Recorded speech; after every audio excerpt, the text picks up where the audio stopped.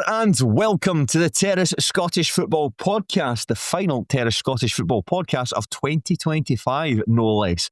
My name is Craig Telfer, and in this show I am joined by my close associate, Shaughan McGuigan. Hello there. And you know what happens when the Emperor Caligula and Incitatus of the Terrace get together? That's right, one of us is cruel and despised by the Roman Senate, the other one is a horse. And during a reign between 37 AD and 41 AD, we will threaten to make the horse our consul before being stabbed to death by Praetorian tribunes and centurions. But before we're murdered and I'm stroking your mane and feeding you sugar cubes, or the Roman equivalent, in your ivory manger, replete with purple blankets and precious stones, let's have a nice long chat about some lower league Scottish football. Shaughan, great to see you. How are you? I'm very well, thank you. Good to see you. Good to see you too. How was your Christmas? Christmas was class. Christmas was good. I have a niece who is 4, so she's very funny. She's got a wee personality, and it's all about the presents at the moment, isn't it? And I think it's actually more just like opening presents rather than what's inside them, you know. But nevertheless, she's very funny, good to be around, and I just basically like hanging out with her. And then I was very spoilt myself. I got an air fryer amongst other things, so I'm about to take my cooking up a level. So very excited to see what 2026 brings. How about you? How was it? It was good. It was good. I was just we went up to my mum's. My stepdad is just somebody who likes having fun. There was a point where I don't like a fun-loving stepdad. Sounds like an evil character from a soap. I don't know if I am one for fun, but anyway, there was a point where it was getting later on. I thought we'd maybe leave about kind of back 8, but I was getting to like kind of back of 9, 10. Had a lot to drink by that point, and then at one point he disappears, and then he comes back down the stairs, and he's wearing. So it was like Christmas lights that he was wearing around his neck, and then he was wearing. I don't know how to describe it. Like a small umbrella that would fit on your head. Like that. Why he had such a thing, I don't know. He was wearing glasses, like massive sunglasses, and then he brought down a game where you maybe you've seen it on Instagram. I had where it's basically you kind of plug in, I suppose, like foam things into a hanger. And then it kind of drops randomly, and then you have to catch it. Oh yeah, then test your reflexes. Yes, exactly that. So they wanted everybody to take part in that. I just wanted to watch the telly, but regardless, I joined in because he likes having fun. But no, it was absolutely fine.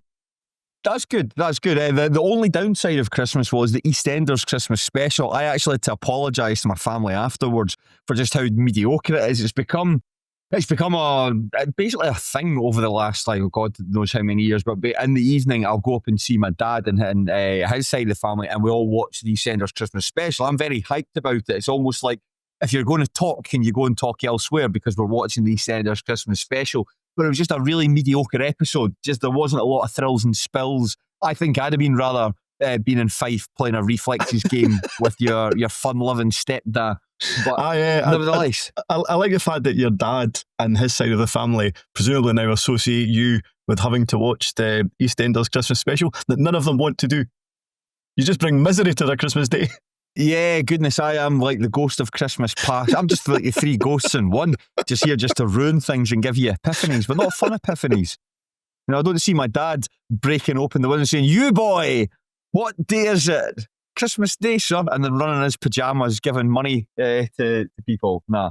Nevertheless, Shaughan, we're not here to talk about Christmas. Christmas has been and gone. We are back to bring you, listener, our legendary, our patented, our copyrighted, our tightly controlled 3-game podcast. We'll be examining 1 game from the Championship, another game from League 1, and another game from League 2, as well as anything else that might have caught our eye. I'm pleased to say no corrections or clarifications from last week's show, just good, clean fun. I enjoyed it. I listened back to it during a couple of drives and I thought, that's a really good podcast. More people should. If only more people were even remotely interested in lower league Scottish football, I think they would enjoy this. But it's just a shame. It's just a shame that I think that our entire listenership for the podcast is basically like a Clyde crowd, really. I think it is. There isn't a massive market for it. That's a disappointing but we thing. have fun, and that's the main thing. Yeah, exactly. Like, I mean, you know what? Me, you, your fun-loving stepdad, we are going to be recording the podcasts going forward. Him with a small umbrella on his head. That's a small umbrella, a reflexes game, and some big comedy sunglasses. What a laugh we are going to have. Now, we're going to start with the championship, and we're going to start by reading out a tweet that Shaughan and I received from a guy called Jamie Campbell. Jamie Campbell wrote to us a couple of days ago saying, any chance you lads talk about the Fife derby next week are going to dodge that like you do every time Dunfermline win? First of all, Jamie, fuck you. Don't be so disrespectful. And second, we are going to prove you wrong because we are going to be looking at the Fife derby where Raith Rovers took on Dunfermline Athletic at Starks Park in a moribund mid-table meeting, and it was the Pars who emerged with all 3 points. Andrew Todd opened the scoring for Dunfermline just after the half-hour mark, and Barney Stewart, in a farewell performance, doubled their advantage before the interval. Dylan Easton pulled one back from the penalty spot. It proved to be nothing more than a consolation. This was Dunfermline Athletic's first win at Starks Park since the 2nd of January 2017. That was a 2-0 win. Nicky Clark and Lee Ashcroft with the goals. And oddly enough, that was a celebrated season that Raith Rovers were relegated into League One. Let's hope lightning does not strike twice there. Meanwhile, this is Dougie Emery's first defeat since taking charge of the Rovers. His side have dropped into 6th place with 24 points, and they've been leapfrogged by Dunfermline. That was their first victory in almost 5 weeks. Actually, a surprisingly barren period for the Pars, but they're in 5th with 26 points. Shaughan, you were at the match. I would love to know your thoughts. Jamie Campbell would love to know your thoughts. Everyone would love to know your thoughts on Raith Rovers 1, Dunfermline Athletic 2. I don't know if I would necessarily say I was confident going into this one, but I did think it was a really good opportunity for Raith to put more distance between themselves and Dunfermline and the other teams in the bottom half of the division as it stood on Saturday afternoon. And with a bit of luck, make up some ground on Ayr United as well. As it turned out, they were the only team in the division to actually get beat. So everybody either pulled further away or got closer to them. But I did think there was some caveats to that. And I kind of mentioned that on the match side on Pie and Bovril. So there was 2 things I was concerned about. One was the availability of Paul Hanlon, because he went off with what looked like a bit of a dull one the week before. And in terms of, like, Raith are good defensively, but he's kind of key to everything that is good about them defensively. And not that the rest of them aren't good defenders, but I would say he's the best. He's a standout from that back 4. Dougie Emery had made some kind of soothing noises, I suppose, in midweek about the fact that he felt he would be available. I think actually he will be available for the Airdrie game, but he wasn't available for Saturday. So when I saw the 2 lineups, I was concerned about Raith. But the other thing that I thought worked against Raith, and again I kind of mentioned this before the game, and it's maybe a strange thing to say, but see how poor Dunfermline were in that first half against Ayr United the week before. Like, I do think there's been at points this season, Dunfermline have maybe sent out a starting 11 that I don't necessarily think has been their strongest, or they may play players in positions that I don't think are necessarily the best positions for them. And against Ayr, they were so poor. There was a catastrophic 45 minutes, and players like I've never been overly sure about Josh Cooper. He got hooked at half-time against Ayr. Rory McLeod might become a good player at this level, or might even go on to play at a higher level.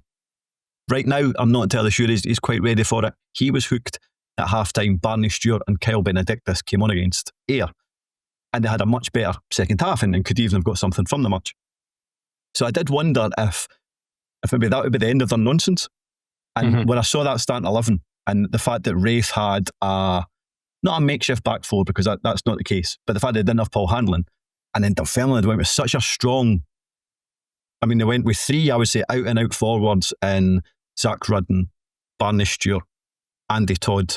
Then you've got Robbie Fraser bombing down one side. You've got kind of Matty Todd that can get forward down the other side. I was concerned about how Raith would deal with it, and certainly in terms of the first half, I didn't think they dealt with it at all. And I thought 2-0 was, although funny watching the highlights back, Raith probably had maybe 1 or 2 better chances than I considered at the time.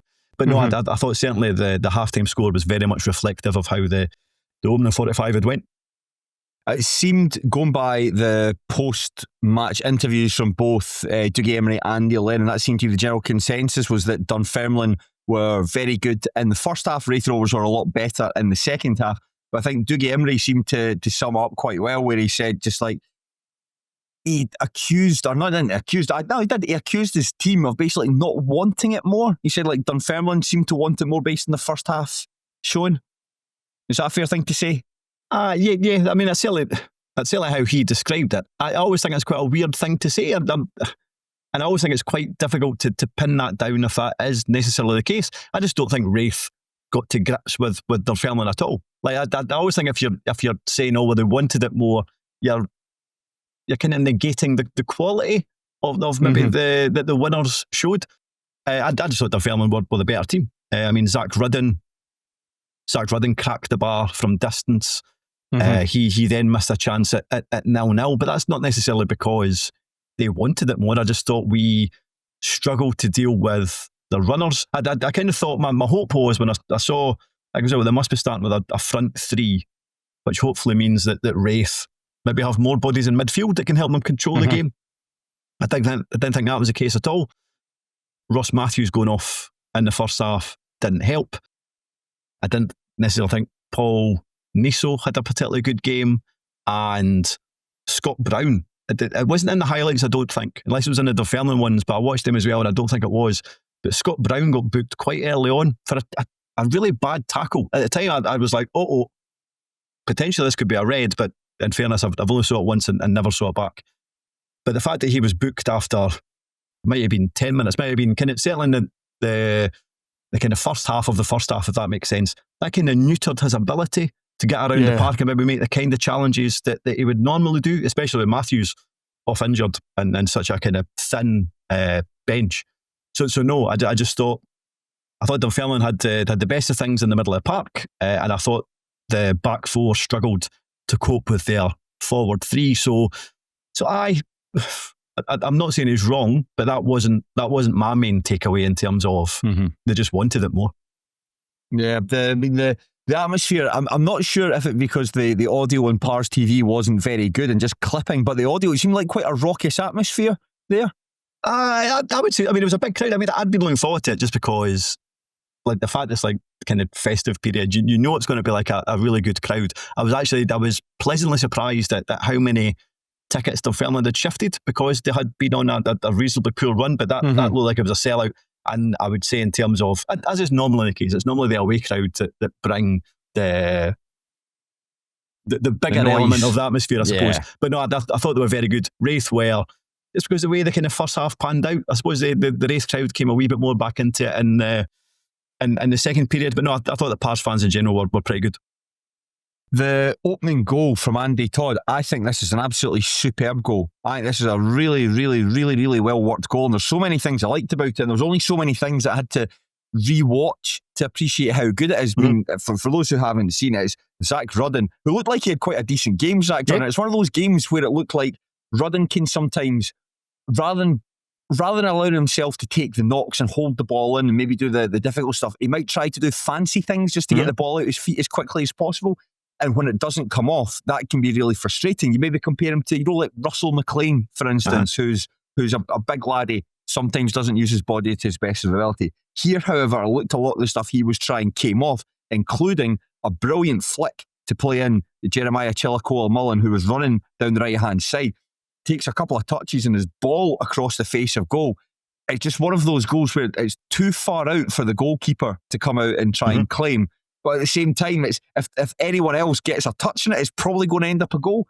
But what's so good about it is Andy Todd's run. You can see Jai Rowe has basically got him in his sights, and he sprints, stops, then sprints again. And just that movement and that stuttered run just allowed him to have that little bit of pace right at the final second to nip in front of Rowe and basically sent the ball tumbling into the net. So not the most aesthetically pleasing of finishes, but very, very good in its execution.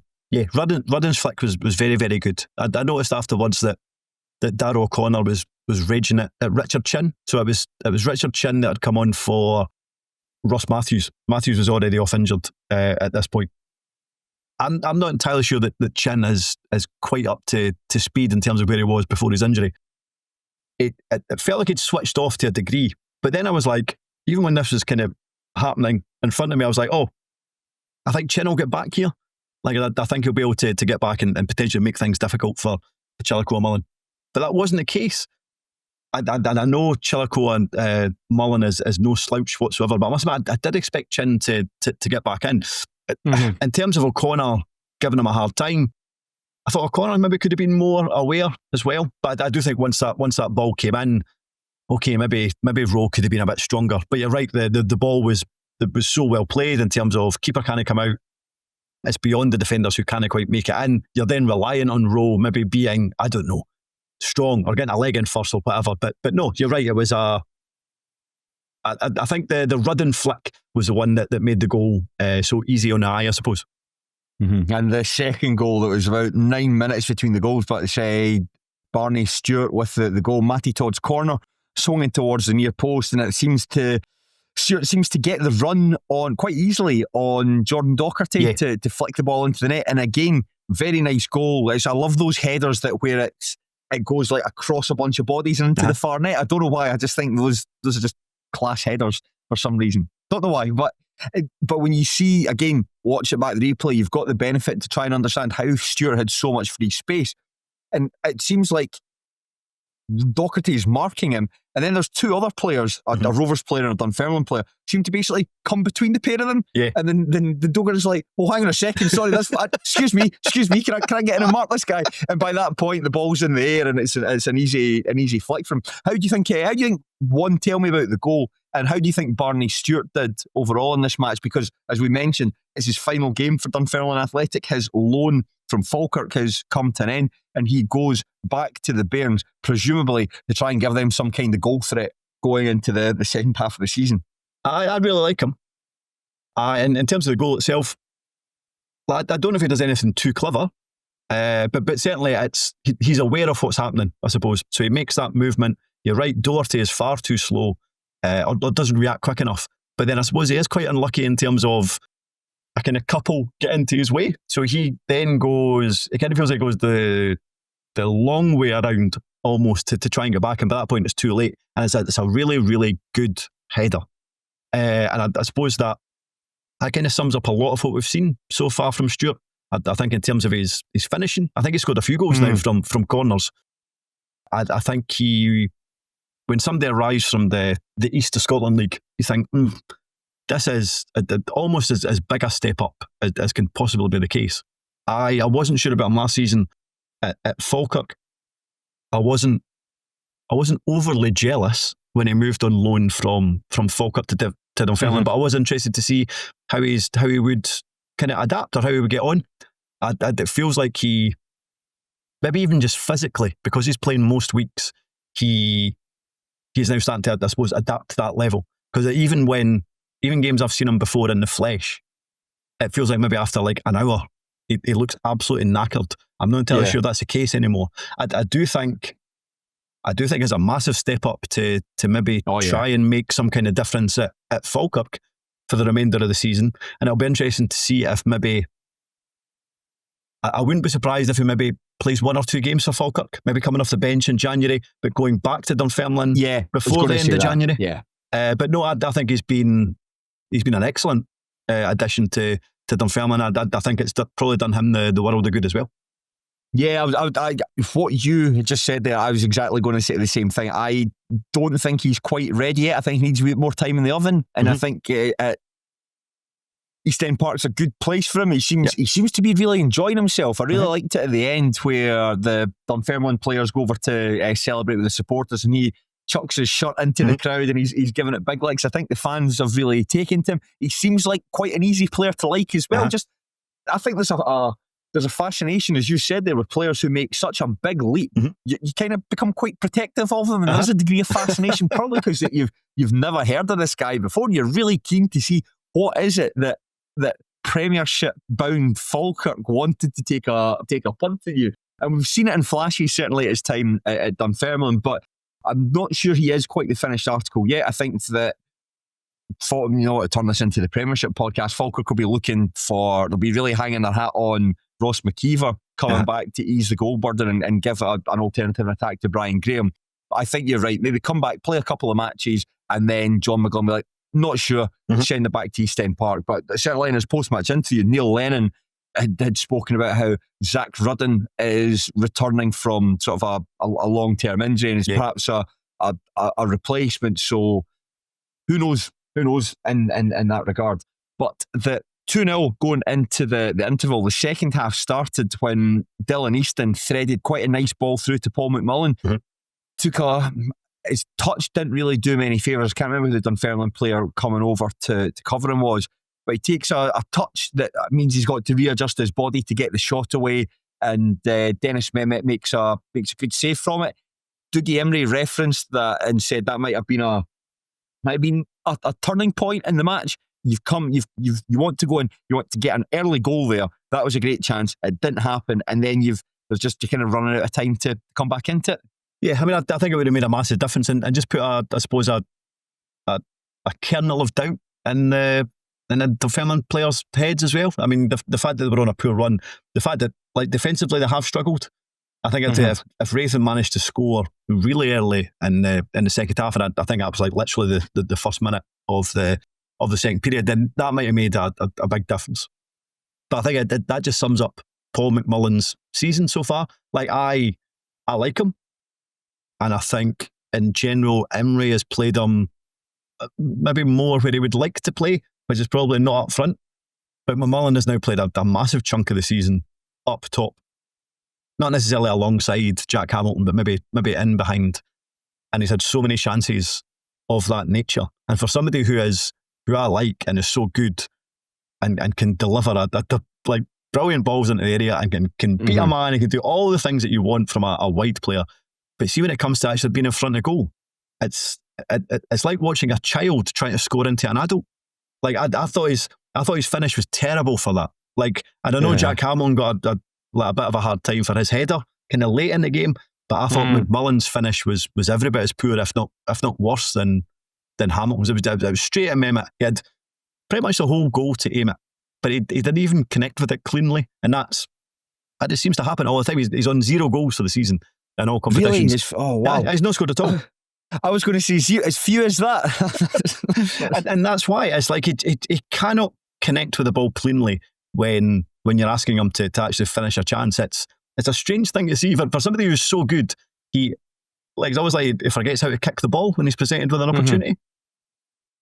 You reminded me, remember, I think Wayne Rooney's got his kids on the pitch and the wee kids running up to he's basically got about like a foot to kick the ball and he still misses. That's just what's popped in my head there. Paul McMullen trying to finish. Raith Rovers did get the chance to come back into the game. Dylan Easton apparently fouled by Chilicoa Mullen as he takes a touch inside the box. Now, I watched the Dunfermline highlights and then there was a YouTuber called Young Footy Vlogger who was at the match. He was sitting in the stand. I don't know the name of it, but it's the big Raith Rovers one behind the goals. Yes. He was sitting there, so he got a good angle of it as well. I don't think there was any contact there at all for this. I think Easton goes looking for it, and I think Chilicoa Mullen's in complete disbelief. And I've got to side with the defender in this one. I didn't really think there was anything in this at all. No, I don't think it was a penalty. Didn't think it was a penalty at the time. Haven't seen the angle, haven't seen that vlog that you've mentioned, but I've watched in terms of both sets of highlights, and I've watched it back a few times. Didn't think there was much in it at all. So I thought Raith very much got the rub of the green with that one. On top of that as well, just sticking with the young footy vlogger, Dougie Emery in his post-match interview mentioned 2 really bad challenges from Chris Hamilton. Now, none of them made it actually into Dunfermline highlights package, and I did see in Pie and Bovril, supporters were complaining with Pars TV in comparison to Raith TV. I think we all know Raith TV is one of the best, if not the best, highlights package in the lower leagues. They didn't make it into Dunfermline's package, but the young footy vlogger filmed, it looked about like 19 of the 22 outfield players.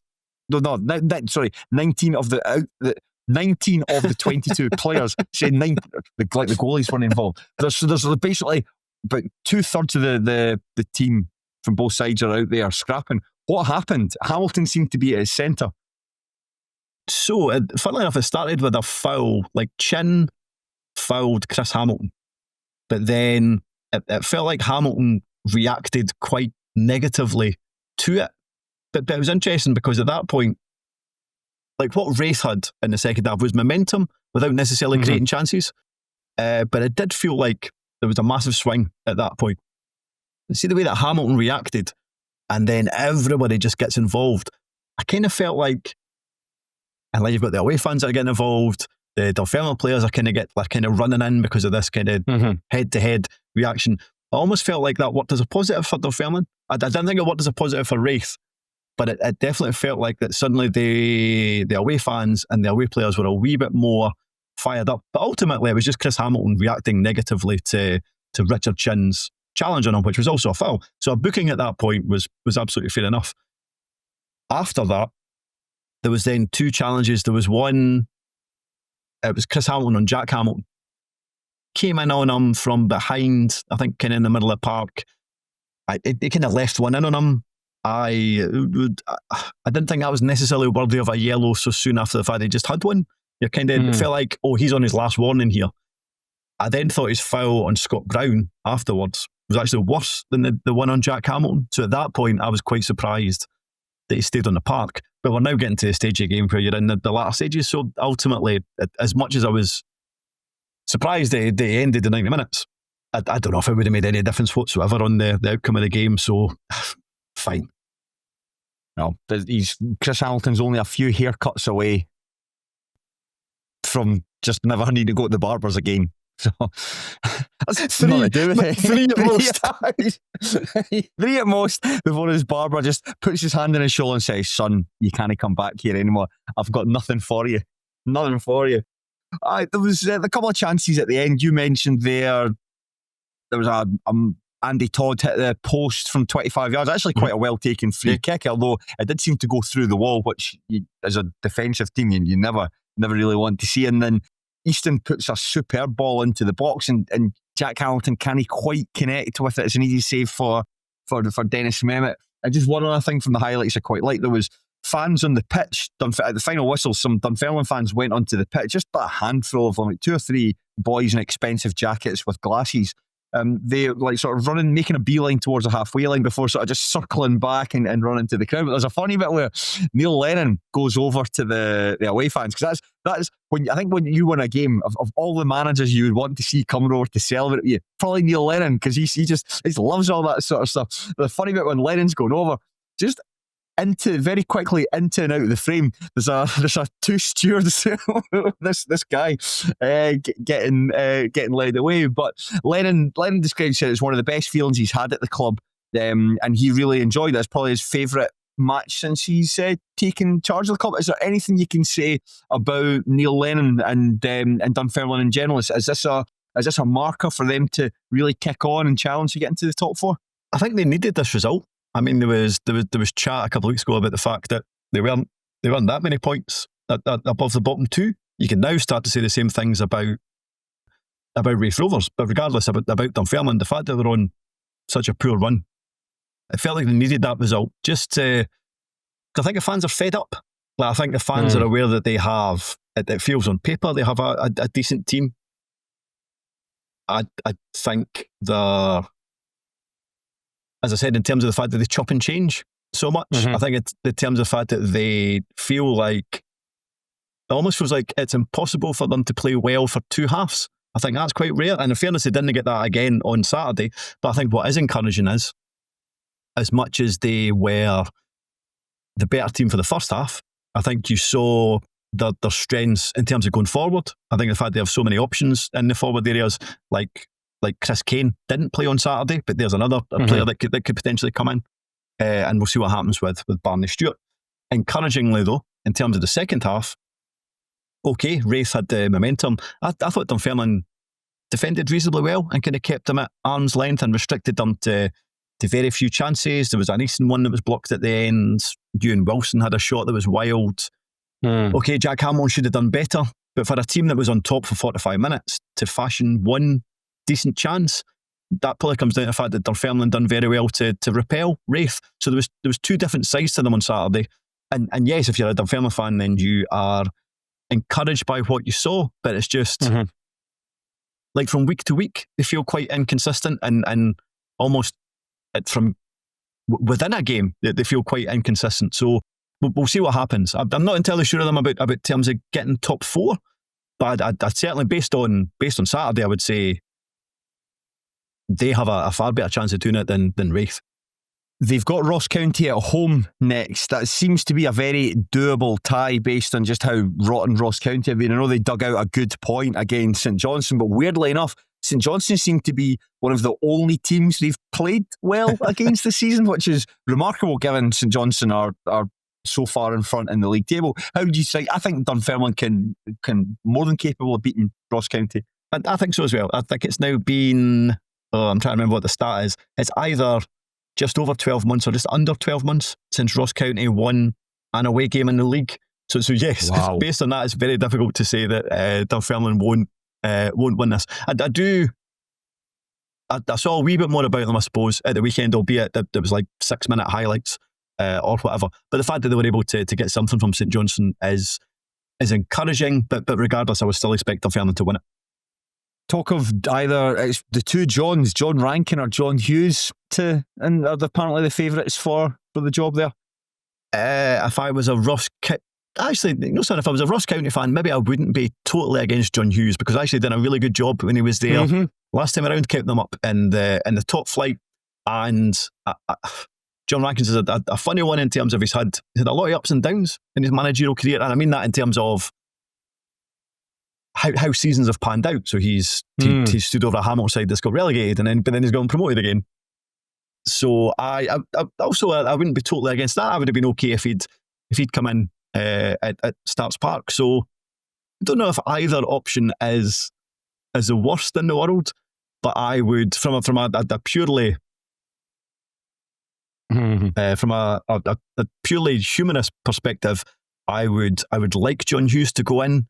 And because I don't like John Hughes, I would like him to be a disaster.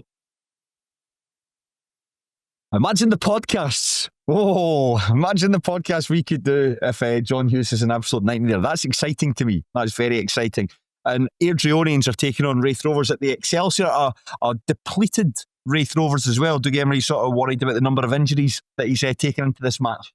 Yeah, we don't have it feels like we don't have a lot of players available, and our record against Airdrie is absolutely deplorable. So I am slightly tentative about this match. I am going to head along to it.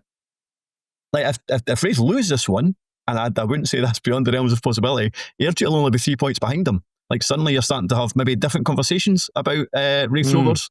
So I wouldn't say I was overly confident. I'll maybe go for a draw. I'll go for 1-1. Very good. Very good. Now, Shaughan, before we move on, this isn't necessarily a top flight related player or top flight related team, but nevertheless, I thought it'd be worth asking your opinion on it. Scott Arfield, leaving Falkirk, had joined the club maybe 12 months ago and was such a galvanising force in effectively just seeing them over the line and winning the championship title and returning to the Premiership. What do you make of his departure from Grangemouth? Are you surprised by it at all? No, I wasn't surprised he left, and I wasn't necessarily surprised that he was kept on for Falkirk going to the top flight.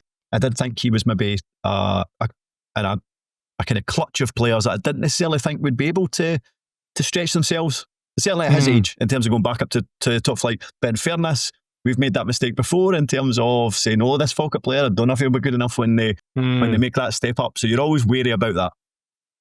But let's face it, at his age, if he is looking to continue to play as many minutes as possible when he probably doesn't have too many seasons left, or maybe make a step into management, who knows, then it makes sense for both parties, I suppose. Would you take out Raith Rovers if the opportunity came up? Yes, but I don't think I suspect there'll be teams that could pay more money and would be more attractive to him than Raith would offer. I wouldn't be totally amazed if it's a team in the top flight that maybe offers him something. Livingston could maybe do worse. Livingston. I think that would make sense. But no, I think there will be teams in the championship that would be hopeful that they would go there, unless he has literally a coaching deal lined up somewhere. But I suppose we're just speculating.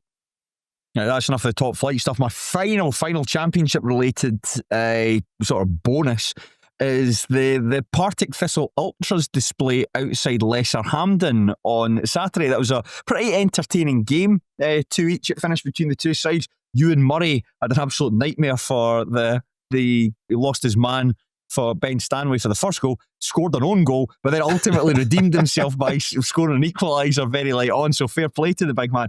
But I think this was maybe overshadowed by this pretty visceral, quite incredible pyrotechnic display, with fireworks display that the young team put on outside the match, and the hill that backs onto Mount Annan Drive there. What did you make of it? It seemed to be a bit divisive. Some people really liked it. Some people thought their dogs were being frightened. So is it okay to say that I quite liked it? Like, I thought it looked really cool. Like, see because it was filmed from the, I think somebody's filming it from the front, and you're right, and then there was the drone shot that lasted about an hour and a half. I thought it looked really cool. I suppose though, if I stayed, like, I think is there houses behind? There is houses behind that, isn't there? That's Mount Annan Drive. It's a quite packed residential area. If I'm staying somewhere that kind of backs onto that, and you see this, what appears to be an out of control fire, and then fireworks kind of going off. Do I want to be close to that? Probably not. But from the benefit of my own home, I thought it looked really cool. Yeah, I mean, if I lived in Mount Annan, I would say, yes, police, yes, send the helicopters. We need to sort this out. But I mean, I did read that it was sort of 4 police wagons and the helicopter. It just seems like a real waste of police resources. But listen, that's Starmer's Britain for you, getting locked up for writing hurty words on the internet. Unbelievable. Now, we will drop into League One. Now, we could, Shaughan, be focusing on Queen of the South's demolition of Hamilton Academical, Shaughan. We could be focusing on resurgent Cove Rangers thrashing of Peterhead. We could be focusing on Montrose beating the league leaders Inverness Caledonian Thistle. Or we could be focusing on Kelty Heart's first league win since the end of September. But why bother with any of that?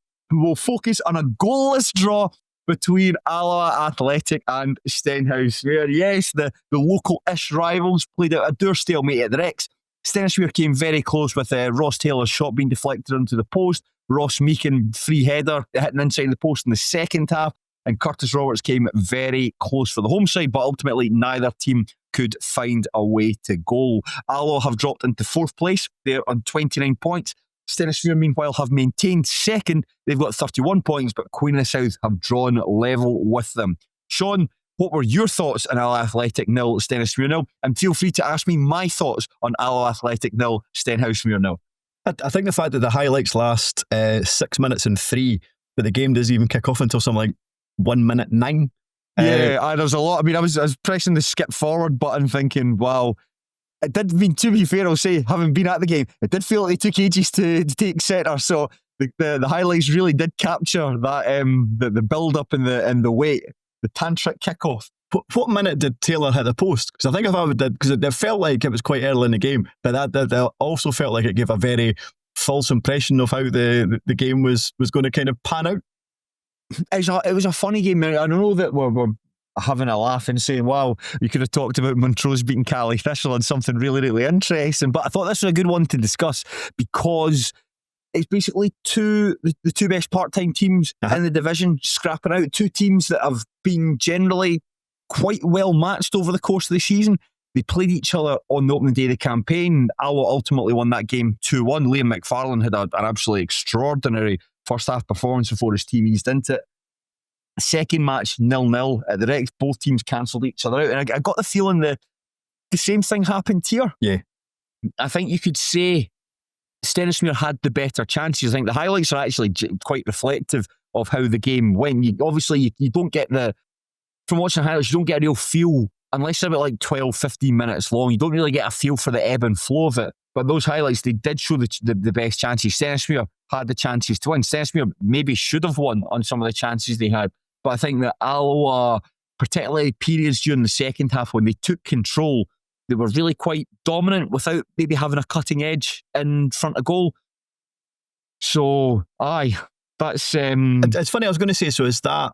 Because it felt to me watching it and maybe watching Alloa and Stenny in general, that's as much as they're close to Inverness, who are starting to stutter a wee bit, or they certainly have done over the last couple of weeks, it's probably why, if they can't challenge for the title, that's probably why, just that in terms of maybe they lack a wee bit of quality in the final third. Would that be fair enough?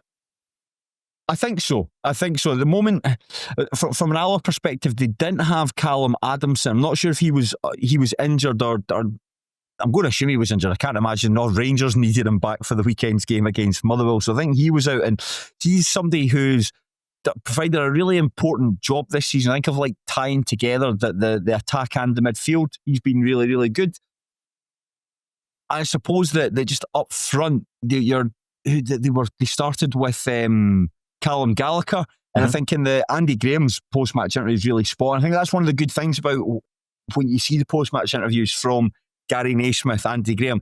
I find really honest guys. I find it very difficult to disagree with either of them on their assessments of the match. I think they were both absolutely spot on what they said. And I just think in the first half, going by what Graham said, is just they really struggled to get people up towards Callum Gallagher. So he was quite easy to defend against. I think Gregor Buchanan had a good game against him, but then in the second half, when Alloa were able to just push on a little bit further, allow Curtis Roberts to push on a wee bit further, that's when they're able to get more people closer to Callum Gallagher, and I think that's when Stenhousemuir struggled to get out there. So Gallagher did have quite an influential role in the match. It's just goals have been something I think he's struggled to come across. I don't know how many he's got for the course of the season. I actually think that might have been his first start of the season. Potentially. If I'm right in saying, if that's the commentary is correct there. But he's definitely a player. I think we've perhaps been a wee bit disappointed with what we've got from him so far. I think because he had come from Arbroath and he'd been at Airdrie previously, he was generally considered to be one of the best part strikers in Scotland. I think he's still getting up to speed with what Alloa are looking for from him, but you got glimpses of what he can do. There was a bit in the second half where Gregor Buchanan basically just slid right through the back of him and took him down. He got booked for it. It was stupid to do, but I think that summed up the frustration that they had playing against him, and it was just a case of just put a sore one on him so that the ball doesn't stick to him. But they really, it was Stenhousemuir were probably the better side in the first half for probably a 20-minute spell. Alloa definitely the better side in the second half for about a 20-minute spell, but it was a very, very even match. I kind of got the impression that both managers were, to a degree, frustrated at how the game panned out, but also reasonably happy at a point for different reasons. I suppose in terms of Gary Naismith, the fact that you're going away to Alloa, the fact that they are also up at the kind of right end of the table, I suppose. The fact that you're able to take a point away from home against them is generally considered a good thing. And then maybe from Alloa, Andy Graham's perspective, the fact it feels like they have been on a poor run recently. After we talked them up, actually, after that, I think it was 4-0 they beat Peterhead. I don't think they've won since. The most entertaining team in Scotland, you described them as. I don't think they've scored since. But the fact that this was a result that maybe got them back on an even keel, and the fact that Gallagher is coming back or made his first start, that augurs well for the rest of the season. And Stenny as well, they've got players returning back from injury. I think Nicky Jameson came on as a sub at one point as well, was that right? Yeah, that was class. It was class seeing Big Nicky coming on. They needed to, as Naismith said in his post-match interview, Stenhousemuir are really short on bodies at the moment, particularly bodies in the attacking area. Guys who would probably be starting every week. Guys like Ewan O'Reilly, I'd say one of the best wingers in the division, one of the best wingers in part-time football at the moment, actually. Dale Carrick has been missing for a period, and Dale Carrick, we'll come on and talk about how important Carrick is in just a second, but you had Leighton Grant, who was sent off in the win over Inverness Caledonian Thistle. He'd definitely been starting in this game had he been available. Finlay Gray, I think we actually really missed Finlay Gray in that match. Someone who's somebody who's just up and at them, someone who can just as a bit of a Tasmanian devil in the middle of the park. We didn't necessarily have that, and it was Scott McGill has played well in this, but he's just not quite up to playing 90 minutes at the moment. So when he came off, basically it was a swap for McGill for Nicky Jameson and Ross Meakin going into the middle of the park. Meakin's, I absolutely adore Ross Meakin, but in terms of quality on the ball, isn't necessarily something you're going to get from him. I think he's the sort of guy who will work so hard for the team, and I think that's why fans really like him, because he's a good defender, but in terms of actually like he's not going to provide you with the same sort of impact that Scott McGill or Leighton Grant can do in the middle of the park. So it's a very needs must from them. The fact that Stenhousemuir played with a back three, they'd done it against Inverness Caledonian Thistle the previous week. Naismith, again, in his post-match interview, alluded to the fact that they were just so short on numbers, particularly further forward in the field. They had really no choice but to go to a back three to try and accommodate the players that they had. And it suited them against Inverness Caledonian Thistle. I think that Cali Thistle really struggled to break them down through the middle of the pitch. And a lot of their play, they forced them wide a lot of the time. It's particularly when they went down to 10 men. And it was just balls getting chucked in from wide areas. And that's quite easy when you've got guys like Archie Graham, Greg Buchanan, quite easy to defend against.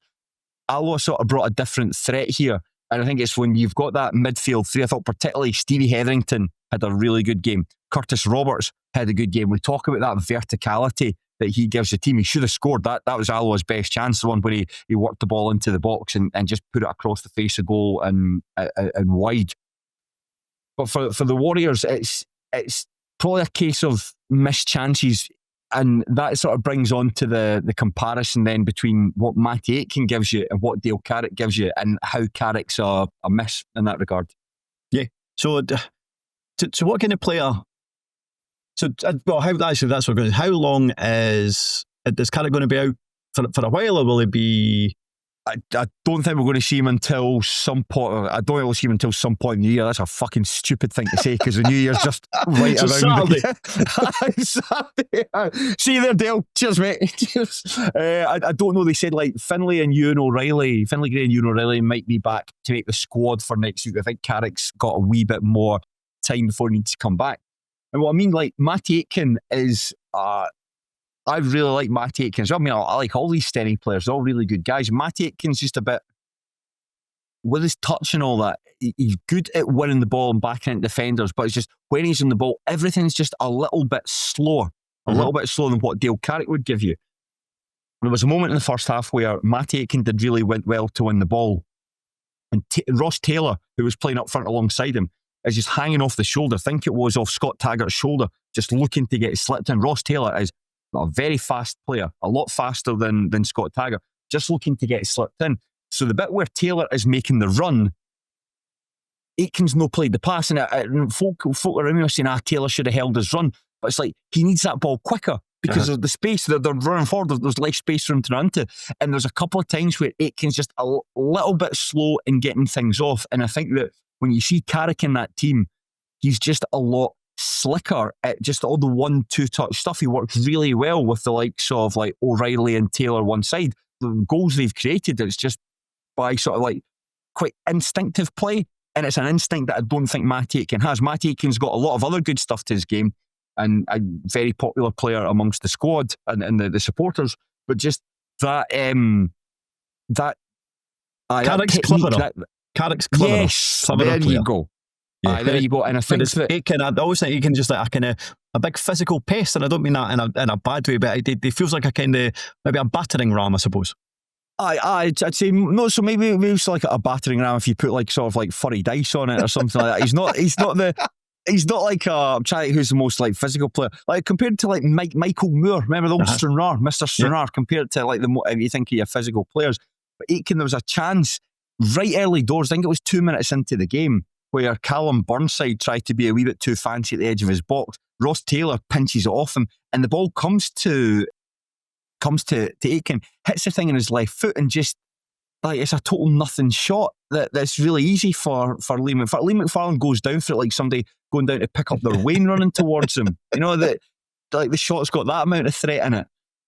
But on McFarlane, by the way, like he saved that shot, the shot from Taylor that went onto the post. I had a perfect view of it. He gets down and saves it and pushes onto the post. And I just remember the first thing I said, fuck you big goalkeeping freak. He hates Stenny. That's the thing. Liam McFarlane absolutely hates Stenny. No wonder if you're shouting, fuck you goalkeeping freak. I mean, I said it under my breath. I mean, I'm not going to like shout and swear at opposition players, but it was just it's a good save in McFarlane. didn't have that much to do, but that was just an excellent save, and Mikey Anderson should have done better on the follow up. So Stenny had the chances, and the one at the end as well was referenced.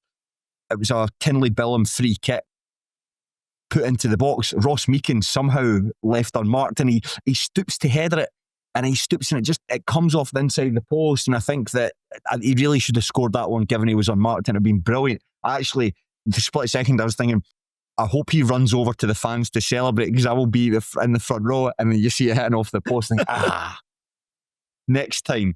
So it was probably a lack of quality in front of goal. Stenhousemuir did have the chances. Stenhousemuir could have scored them, and it's just that they didn't. And then Alloa didn't really create all that much. But you can see the quality they have. There was a bit where I think in the second half, I've got down in my notes, they brought on Andy Clark. So it was the first time getting to see him in the flesh. You know, the medical student that they brought from Northern Ireland. He came on for Stefan Skugel, who was toiling a wee bit.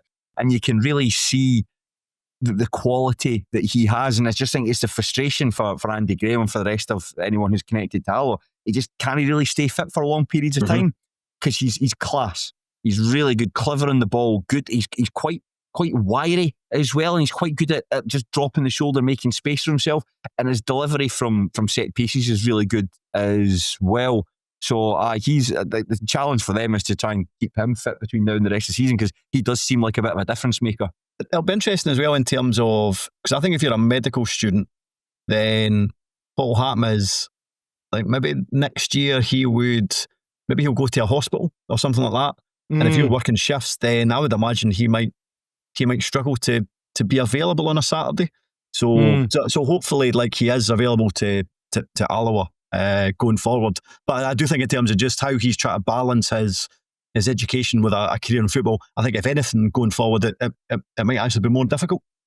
Or if anything, it goes forward, he can finally cure himself and he can just play like.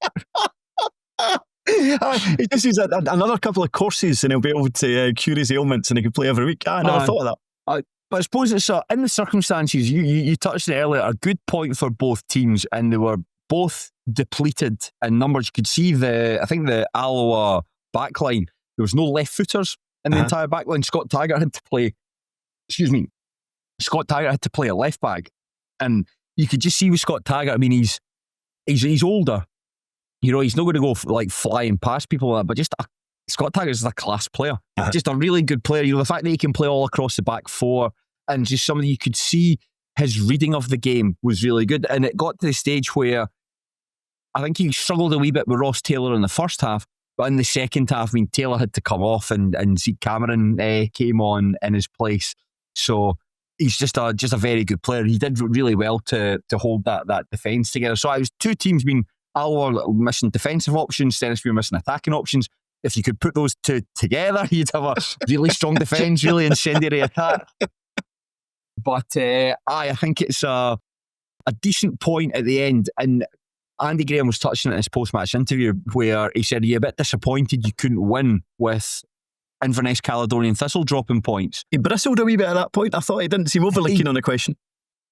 He did, and I can see where he's maybe coming from, because I think that both managers will want to try and win as many games as possible and try to finish as high up the table as possible. But I just don't think realistically either side is going to challenge Cali Thistle at the top of the table. So I think that for him, he's right. It's not about what Cali Thistle do, it's about what Alloa Athletic do.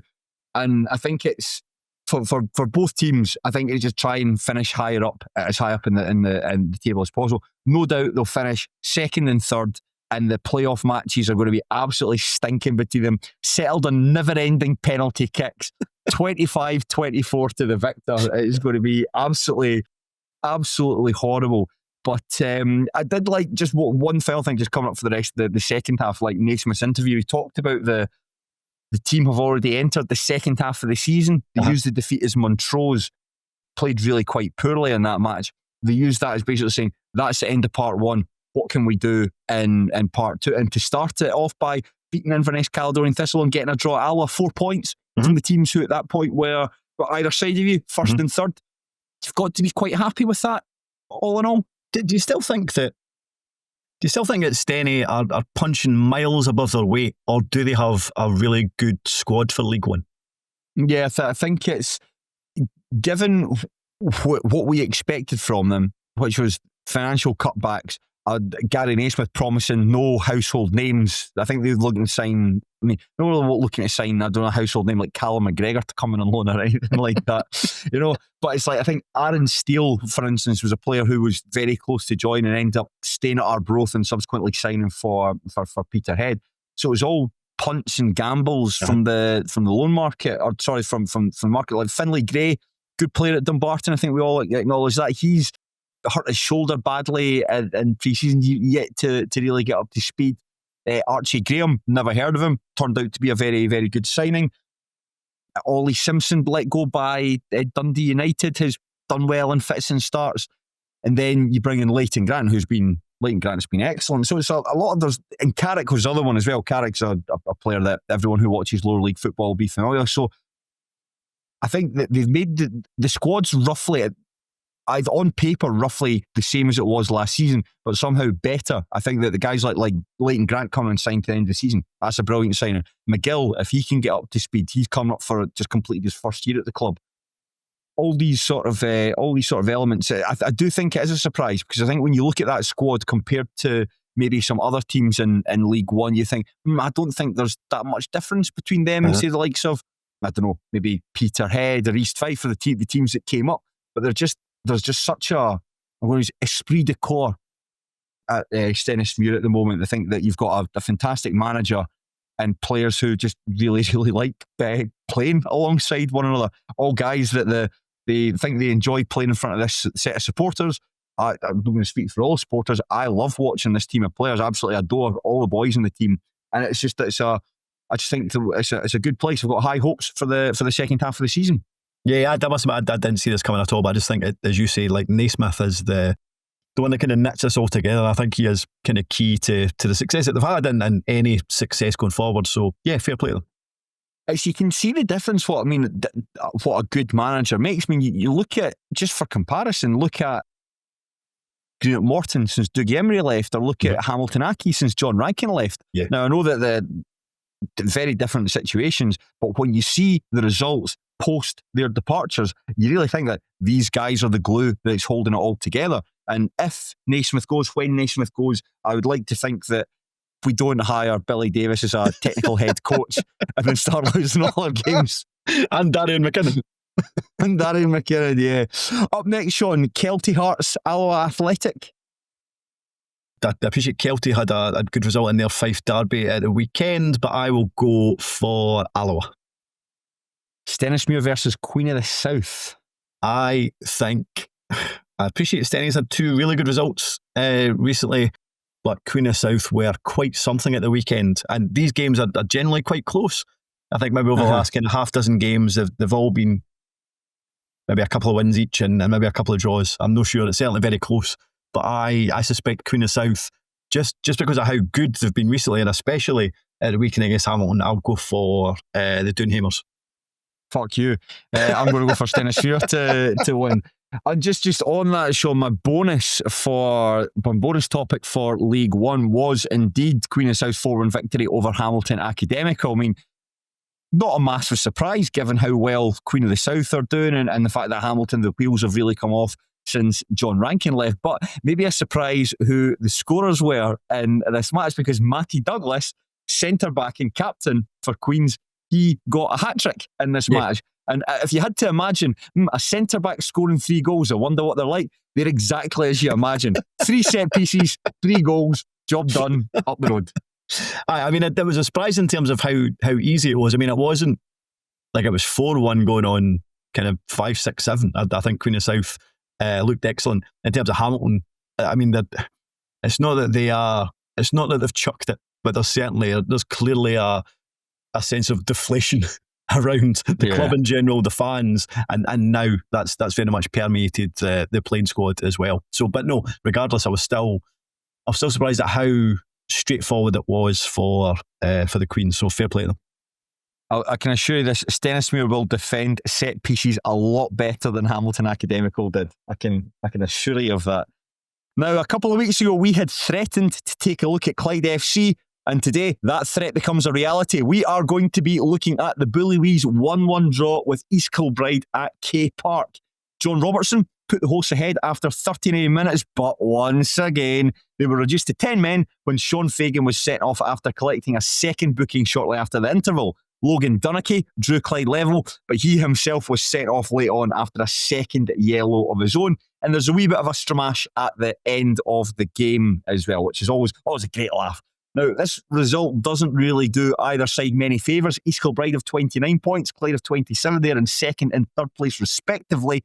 The real winners from the weekend were the Spartans. After beating Edinburgh City 3-1 at Meadowbank, they've now opened up a 5-point lead at the top of the division.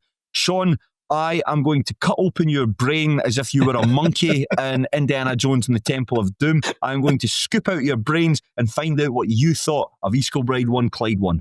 To be fair, you've kind of summarised it. I just thought this looked like a really good laugh in terms of you had the first thing actually, like we haven't always been overly complimentary about K Park. I thought the away end looked class. See the fact that it was just good, like full, like there's 300. 300? Yep. Yeah, all sold out. Just looked like a really good place to be, especially when Logan Donaghy kind of planted that header past Owens. That's a great goal as well. To make it 1-0. It. That's and just in terms of what just in terms of the fact that the momentum was swinging, the fact that the Clyde fans, you could tell they were just trying to suck the ball into the net, and the celebration looked class as well. John Robertson's goal, absolutely out of this world, that put East Kilbride a goal up. And I was really wishing that during the highlights that less play from both sides went down the right hand side. Because it was like a guy's shoulder during the Clyde highlights. But you're right. So like two good goals, one especially for Robertson. Goodness me, the two red cards, the stramash at full time, and then Mick Kennedy took to Twitter in the aftermath, but only briefly because then he deleted his tweet afterwards. But it looked like a good, fun afternoon. Mm-hmm. I've got to say the quality of Clyde's highlights is excellent. Really good stuff. And I think that all the stuff that we are talking about, being able to enjoy a match, is because Clyde's highlights are so good. I think that perhaps the best compliment you could pay them is like they're very similar to Stranraer's. And that I'm going to assume they've taken a lot of the tips of them. You know, like you spend a wee bit of time setting the scene, so people like who haven't been following like ourselves. I mean, if you are making the highlights for myself and Shaughan, please continue because they're very helpful. But if you've not been following the clubs as quite as close as others, you get a sense of how both teams are coming into this match, the changes that have been made to each side compared to last week. So I found that all very, very helpful stuff. And just really enjoyable. And I think that I've not properly read Pine Bovril to get like what the sort of the more holistic aspects of the match, but it did feel like a game where Clyde, I think it's been a recurring theme this season, just missing easy chances. Yeah. And it felt as though Clyde could have run away with this had they taken their chances. There was a great chance in the first half where the ball sort of breaks to, I think it's Andy Murdoch, just at the edge of the area, about the penalty spot. Unmarked, has the chance to pick his shot, it puts it wide of the post. The bit in the highlights, I was actually tearing my hair out, so I can't imagine what it was like for Darren Young and the rest of the Clyde folks. So Marlon Redfern goes through and goal, and he does the right thing by squaring it to Jinky Hiller, but he pushes it behind him, and so the move just completely fluffs out. So there was aspects of that I just find like really frustrating from Clyde, and I think that it does feel like it was 2 points dropped in the circumstances. Yeah, it was interesting because Mick Kennedy and Darren Young, in terms of their post-match interviews, interesting stuff in both, but they definitely didn't agree with how the game had panned out. Kennedy had said that he felt that East Kilbride, I think he used the word comfortable, other than when Clyde were... Kyle Connell's long throws are ridiculous. He said that was where he felt they were under pressure. But actually, the two chances that you've described, I don't think either of those came from a long throw. They were both from open play. And Darren Young said afterwards that he felt they were the one that was ultimately in control. Kennedy did say that once they went down to 10 men, then they were under pressure. And then that was the case. But judging by the highlights, and I watched both, other than Robertson's extraordinary opener, it felt like Clyde, certainly in terms of chances, don't really know. In terms of momentum, difficult to tell. But certainly in terms of clear-cut chances, it was Clyde that were passing ones up. And as you say, that's something that's kind of dogged their season. And that's why they've had, I guess, 9 draws now in the league. And that's kind of what ultimately is holding them back. 2 observations about the post-match interviews. Number 1, Mick Kennedy looked like he's been interviewed in a sauna. Really steamy. Really steamy. And 2, this is the first time I've noticed this, Darren Young is interviewed, like, or replies to questions like a horse racing commentator, right? Right? Right? And what I mean by that, right? Go back and listen to it. He sounds like, so basically the ball was played out wide, and then we did well when we got down to 10 men. That's when we really decided to give advantage of Kyle Connell throws and Logan Dunphy scores, but then Logan Dunphy was sent off for himself. You know, just go back, honestly, man, go back and watch it. I think that's absolutely spot on. That's absolutely spot on. I suppose you talked about Mick Kennedy sharing something on social media and deleting it. What he did show, it was a video of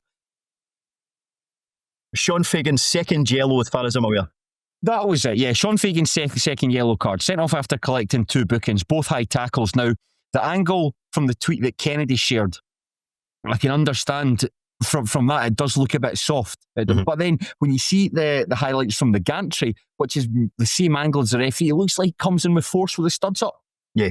I mean, the only one we didn't see was, in terms of, because it was 2 red cards, Clyde, Logan Donaghy was sent off late on as well.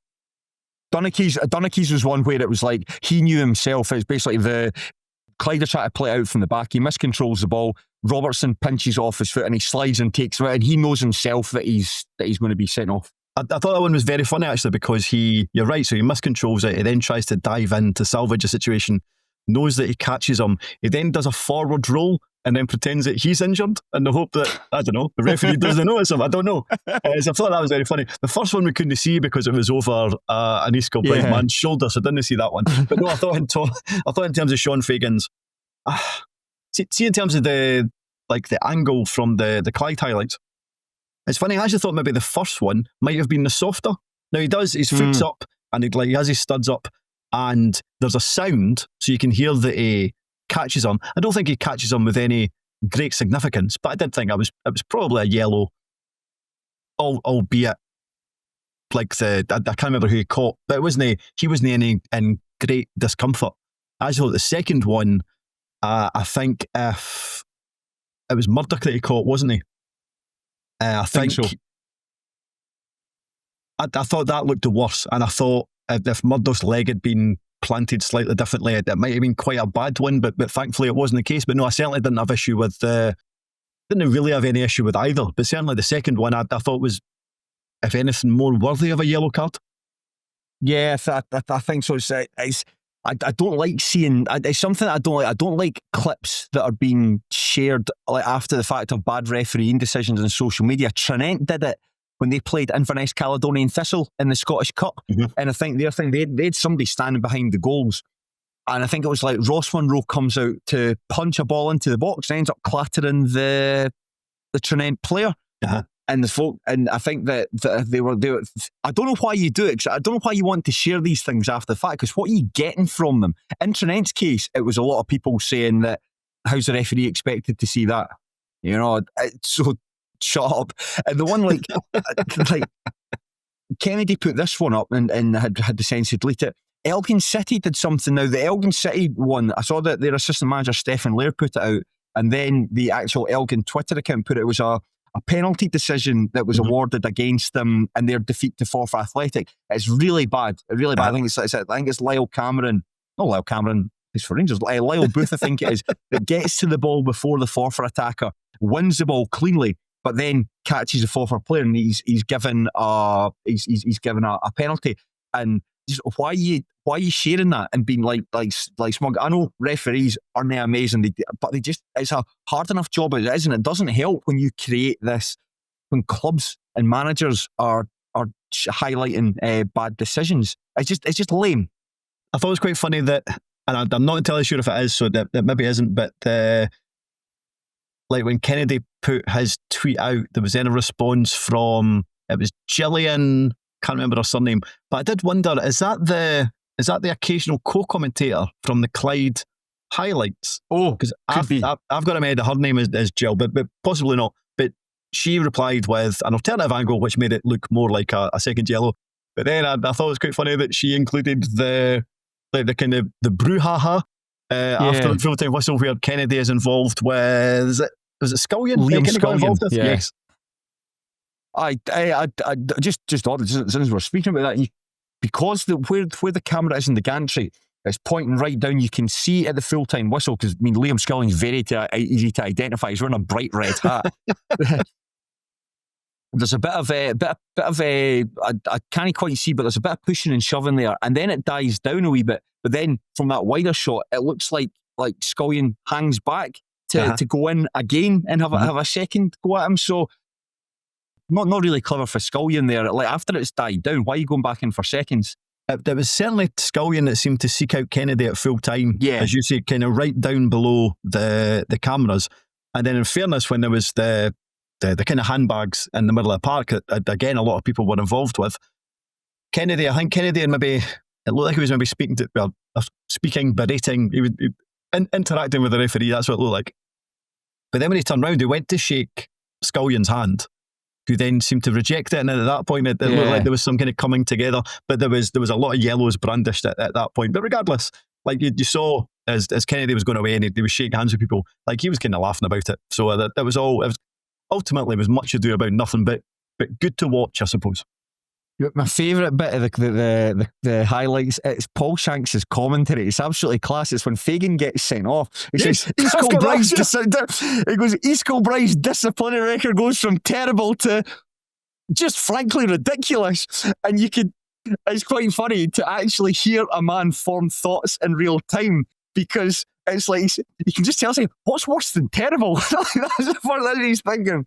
That's what he's thinking. And so just frankly ridiculous. But that's like, we've spoken about the fact that the East Kilbride shoot themselves in the foot in terms of maybe how they set up and how they want to play out from the back. And Kennedy said something in the post-match about how they went to a back three because they feel that might help them in that regard. That's certainly how it sounded like it was coming across. But that's now, I think that's their fifth red card in the league. I think they've given away the most amount of fouls in League Two. I think only Edinburgh have picked up more bookings. So we've spoken about how playing out for the back and their style of play has hampered them. And if they're making actions to try and fix that, then great. But it does feel like they need to do something with regards to their behaviours as well, I suppose. I would say that this is Fagan's record isn't perhaps the best example. Actually, I do think there's a degree of misfortune in it. But last week, for instance, when they were beaten by Annan Athletic, it was Annan Athletic last week, wasn't it? Yes. Yeah. Lewis Spence was sent off. He was booked for a bad tackle and then just mouths off at the referee and gets a second booking. You can't do that. That is you shooting yourself in the foot. And I think there's a lot of times it's just from dissent and ill discipline. I agree with you. You can't keep doing that. It's unbecoming and ultimately puts you at a bit of a disadvantage. The two goals, we can talk about them. John Robertson just doing what John Robertson does best. And it's quite funny, like Darren Young said, like, I told you, like the players, I told you, don't let him come onto his right foot. I warned you, don't let him come into his left foot because you know what's going to happen. And it's just, you can see this, again, shows how good Clyde's highlights are. The angle behind the goals, like Jay Hogarth's got no chance. That ball just curving right into the net, man. It's such a well-struck shot, but he just does it all the time. And it's I suppose it's like Arjen Robben. I mean, I don't want to compare the two, despite comparing the two. But it's a lot of time with Arjen Robben, you know what someone wants to do, and it's just if someone is that sure-footed and as somebody's got that technique down perfectly, and ultimately who's a very good player, very difficult to try and prevent them from doing it. I don't know, do you double up on him or what? I don't know what the tactic is, but anytime he comes on the left foot, he can hit it so powerfully and so accurately, and it just leads to goals. I wonder, I need to go back and check, but he must have about like 3 or 4 goals this season that have all come from doing just that. Yeah, Yeah, I think you're probably right. I did enjoy I think it might have been the co-commentator where the ball had almost, I mean, it was long before it hit the back of the net. In fact, I think it had almost only just left his foot. And then the co-commentator went, wow. It was just because he was so dead certain that was ending up in the back of the net. And as they said that afterwards, this is like wherever their standing position is, they just knew as soon as it left his boot, that was arrowing in, or curving in rather. No, it was excellent. Yeah, at least they got to see the build-up play for it. I just saw a man's shoulder. No idea what he did to actually get the ball onto his left foot. No idea. But what that was a great goal. I really, really liked Logan Dunachy's goal as well. It reminded me, I can't remember who it was against. He was playing for Juventus. It was Cristiano Ronaldo. You know the one he just jumps up and he just hangs in the air for ages? It reminded me a bit of that. Just that big booming long throw coming in, and there's Logan Dunachy up there just to angle the ball into the corner. It's great, and it's like Dunachy's he's quite an easy player to like as well. I know that when we talk about Dunachy, it's always like the experiment playing him as a centre forward that didn't work out, but you know, it was something worth trying. Just let him play at centre-back. Let him just header the ball as far away from the goal as possible. And if you can provide service to him for like big, long throw-ins, they're making a massive comeback into football. And Kyle Connell's got that weapon. You've got a big, tall boy who's there just can aim the ball for a head, and it paid dividends. A very, very nice goal. So for the two goals, you've compared John Robertson to Aaron Robin and Logan Dunachy to Cristiano Ronaldo. Fair play. Yes, I have, Shaughan. Yes, I have. I think I enjoyed the goal, but it needed to be, well, it was made better by the end that it was at, just because it was in front of the Clyde fans. Had it been the opposite end, I don't think it would be as good. But listen, as we said last week, football without fans is nothing. So, like, if Logan Dunachy scores at an empty end, is it as good a goal? Probably not. Probably not. Just on one final thing about this, just going to Mick Kennedy's post-match interview, we talked about player departures.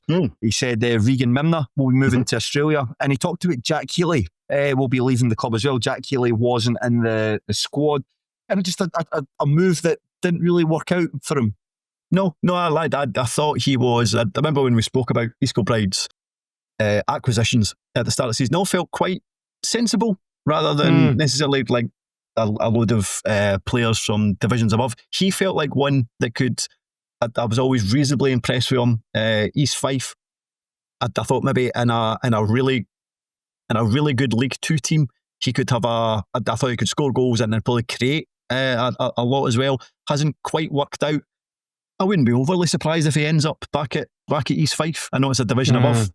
That depends maybe what his relationship was like with the Campbells, but the fact that East Fife have got a kind of number of injury worries at this moment in time, that's, without knowing anything, I wouldn't be surprised if he moves back to Fife. Nah, just difficult. I think he is on quite a handsome wage as well, which might scupper that. But that's just a shame it didn't work out. I thought it'd be an interesting move, but I thought that as a player who's just in a bit of arrested development, never really quite kicked on after that explosive season coming through, and just I was going to call him predictable. Like he wants to come in his left and his right, but like John Robertson's predictable, but John Robertson's quite difficult to stop. I think that Healy's not quite as good as John Robertson. He wants to do something similar, but he's easier to stop. So it'll be interesting to see what happens next. But I think Clyde, East Kilbride I think there'll be a lot of coming and going. So I think it's something that Kennedy quite enjoyed doing. Player trading, he did a lot of it in the Lowland League, so it'll be interesting to see what the areas that he strengthens and who stays and who goes. They must be desperate to get back at it, because it felt like it seemed to do it like every 2 or 3 weeks in the Lowland League. So the fact that they've had to go months without doing it at all, I imagine they must be desperate to get involved with it. 20 players in, 20 players out. It's just do it all at once. Do it all at once. And final bonus, Shaughan, perhaps the goal of the weekend, Adam Brown's winner in Stirling Albion's 2-1 victory over Dumbarton. I'm trying to think if I've watched that game. I don't know if I have. You might need to describe it. That's brilliant, man. It's a ball. I mean, it's quite bad defending from a Dumbarton perspective that he's allowed to, allowed to hang about himself inside the penalty box. It was a ball that comes in and he sort of jumps onto it. He hits the thing in the volley with his instep and basically just like controls the ball quite powerfully into the net. So, I mean, the fact that it was a a player that I really like, or volley inside the box, a sort of unusual volley as well with unusual technique. Like he jumps up like if he were to do like a frog jump and kind of kick it into the net. Oh, you need to go and see it. And then it's last minute he's able to celebrate in front of the fans. So it's a really good goal. Do seek it out. Much like seeking out Darren Young's post-match interviews. Go and seek it out. But Shaughan, that'll probably do us for the time being. Class. Yeah, time to wrap up 2025 with friends and well-wishers. Do you have any New Year's resolutions? I don't know if I've ever had a New Year's resolution. I always feel like a bit of a waste of time. Do you? Oh yeah, I do. I've got three technically. One is like read more and spend less time on a mobile phone. I think they kind of go hand in hand with one another. And I'm going to be 40 in May, so I've set myself the goal of trying to get a 6-pack. I've never had one in my life. I think they're very, very difficult to achieve. You effectively got to cut out anything fun. Right? And as a man who likes like rolls and square sausage and big bags of minstrels and McCoys and all that sort of stuff, I really am at a disadvantage. But it's just to see, can you turn 40? Can you get a 6-pack? We'll see. Well, good luck with that, and increase in reading. I wonder if Duncan Mackay's New Year's resolution is to read more. That would surely be impossible. Read less, mate. That'd be my New Year's resolution for you. Just read less. Touch grass. Now, if you have enjoyed this podcast and want to hear more, do check out our Patreon, patreon.com/Terrace Podcast. Tons of great stuff on there, and it's yours for as little as £2 per month. Shaughan and I are off to record a podcast where we give you 6 predictions for the remainder of the lower league season. It probably won't be a laugh, but it will take up about 25 minutes of your time. So, thank you, Shaughan. Thank you. Yeah. And thank you to everyone who's tuned in. Have a world-class New Year's celebrations when it comes and enjoy your football. But unlike the terrified residents of Mount Annan Drive who scrambled Scotland's finest to break up a bunch of wee guys with flares on a hill outside their house, please do so respectfully. Thank you.